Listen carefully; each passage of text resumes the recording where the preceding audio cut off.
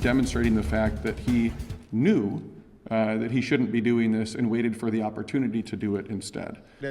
New scrutiny tonight over the former leader of Iowa's largest school district. State Auditor Rob Sand releasing 2 reports tied to Ian Roberts. One detailing ethics and spending concerns inside Des Moines Public Schools. Another saying his office could not fully review how Roberts got an Iowa license. KCCI chief political reporter Amanda Rooker has the new findings and the lingering unanswered questions. There are 2 new reports from the state auditor's office, both focused on accountability surrounding Ian Roberts' time leading Iowa's largest school district.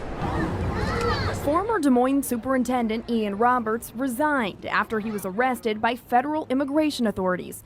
He later pleaded guilty to federal charges.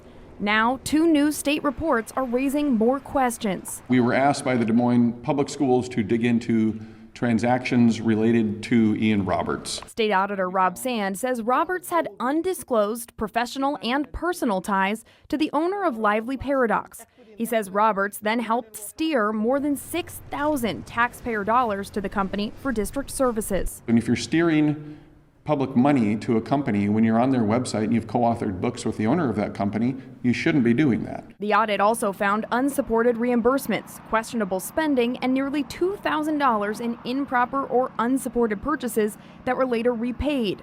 Des Moines Public Schools says it has already changed policies in response.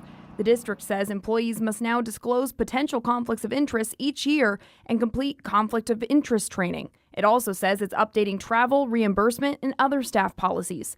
In a statement, the Des Moines School Board Chair says in part, quote, "While these findings may be considered relatively minor given the size and scope of our school district's operations, we are determined to continue doing everything possible to adhere to all regulations, especially any involving the use of taxpayer and public money." State Senator Tony Bisignano also wanted answers about how Roberts got an Iowa superintendent license.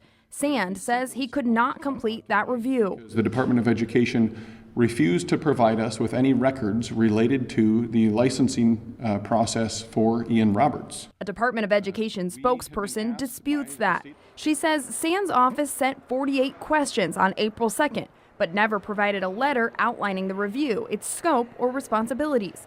She says the department still welcomes a review of the licensing and background check process, but that the paperwork is still needed to move forward.